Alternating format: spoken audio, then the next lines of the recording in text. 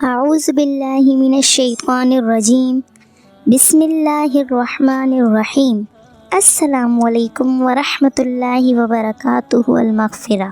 امید کرتی ہوں کہ آپ سب خیر و عافیت سے ہوں گے۔ اللہ عز و جل آپ سب کو خیر و عافیت سے رکھے، آمین۔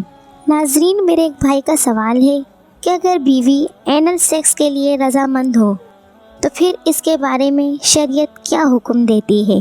اور یہ مسئلہ میرے سے کافی بار لوگوں نے پوچھا بھی ہے، کیونکہ آج کل غیروں کی طرف سے یہ چیز مسلمانوں میں بہت ہی زیادہ تیزی سے داخل ہو رہی ہے۔ کافی لوگ اس مسئلے کو پوچھنے میں شرم کرتے ہیں، تو لہٰذا مجھے مجبوراً میں یہ ویڈیو بنانی پڑی۔ تو سب سے پہلے میں آپ لوگوں کے سامنے قرآن مجید کی ایک آیت کا ترجمہ پیش کروں گی کہ تمہاری عورتیں تمہاری کھیتیاں ہیں، تو اس میں جس طرح چاہو آؤ۔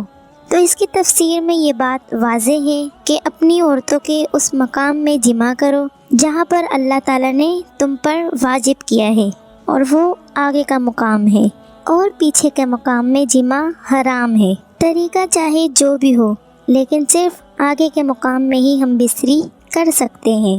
یہاں پر ایک اور مسئلہ یہ بھی ہے کہ شوہر اگر بیوی کے دوبر میں جمع کرے تو یہ لواطات ہے، اور لواطات بیوی سے بھی حرام ہے۔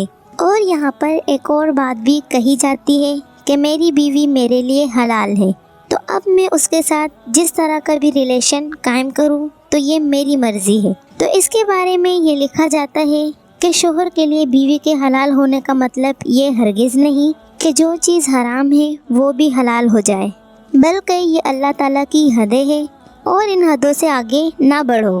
بے شک جو لوگ حدوں سے آگے بڑھ جائے وہ ظالم ہے، اور ان پر اللہ کا عذاب ہے۔